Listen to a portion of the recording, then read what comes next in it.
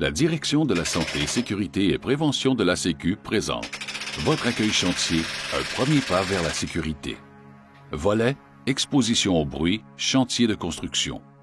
Depuis le 16 juin 2023, le Code de sécurité pour les travaux de construction, CSTC section 2.21, a établi les valeurs limites d'exposition au bruit à 85 dBA pour 8 heures de travail et les obligations relatives aux moyens raisonnables à mettre en place afin d'évaluer le niveau d'exposition et de réduire la présence au bruit. Le bruit est défini comme un son indésirable, agressant ou incommodant. Les travailleurs sur les chantiers de construction peuvent être exposés au bruit de façon temporaire ou permanente. L'exposition au bruit, selon sa durée et son intensité, peut affecter les cellules de l'oreille et causer une perte d'audition temporaire, de l'acouphène ou même de la surdité. En vertu de la loi, l'employeur a l'obligation de mettre en place des mesures de prévention contre les maladies professionnelles, telles que la surdité et les accidents dus à l'exposition au bruit lorsque celle-ci est supérieure à la limite établie. Quant aux travailleurs, ils ont l'obligation de participer à l'identification des sources de bruit, d'appliquer les mesures de prévention et de porter les EPI si nécessaire. De plus, l'exposition au bruit peut aussi augmenter le risque de maladies cardiovasculaires. Le risque d'accident au travail est plus élevé car l'exposition au bruit réduit la concentration et la tension. La perception indiquant les dangers sur les chantiers, tels que les alarmes sonores, les chutes de matériel, la circulation des véhicules, les directives, les appels à l'aide, etc. Les nouvelles règles consistent à éliminer ou réduire le bruit à la source. Sa propagation ou son exposition constante doit être limitée par les travailleurs tout en maintenant les équipements en bon état de fonctionnement. Avant de rendre obligatoire le port de protection auditive, l'employeur doit d'abord évaluer si d'autres moyens peuvent permettre de respecter le niveau limite maximal de bruit admis dans l'environnement de travail sans compromettre la santé ou la sécurité des travailleurs. Est-ce que tu penses que tu as le bon appareil pour aller en haut? Oui, j'ai le bon outil. Sur le chantier, l'employeur doit identifier toutes les situations à risque et les sources de surexposition au bruit. Une grille de repérage peut être utilisée permettant d'identifier les zones, les tâches, l'utilisation de certains outils ou équipements plus bruyants. La prochaine étape consiste à corriger le risque selon les moyens raisonnables pour rendre les milieux de travail moins bruyants en respectant la valeur limite d'exposition.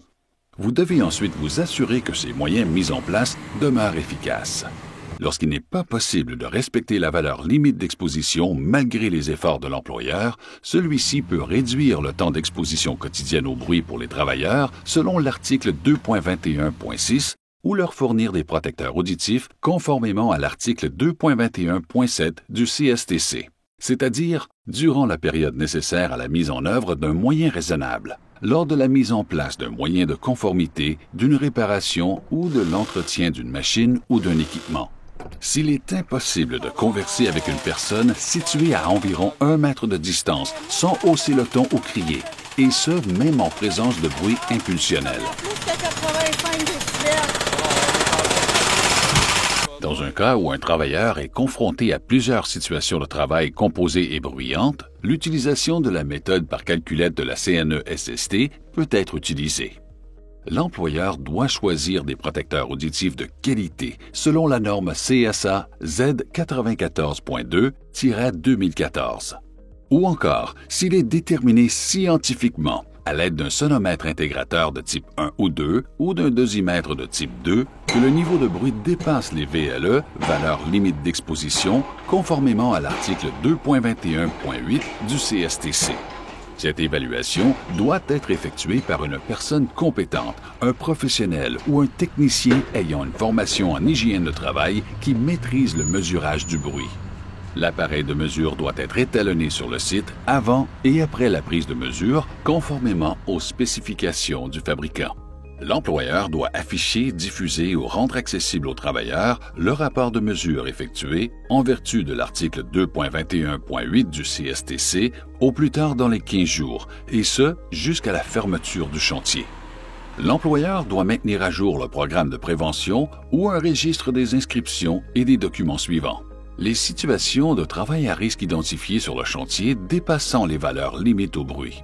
Les moyens raisonnables mis en œuvre, le rapport de mesurage effectué selon l'article 2.21.8. L'employeur doit fournir une formation complète traitant de l'importance des protecteurs auditifs et comment les utiliser adéquatement. Pour toute question ou recommandation, consultez les articles CSTC à la section 2.21 ou contactez un conseiller SST Prévention à l'ACQ. Mise en garde, cette capsule vidéo sur le bruit de l'ACQ n'est pas de valeur légale et ne remplace pas la section 2.21 du CSTC.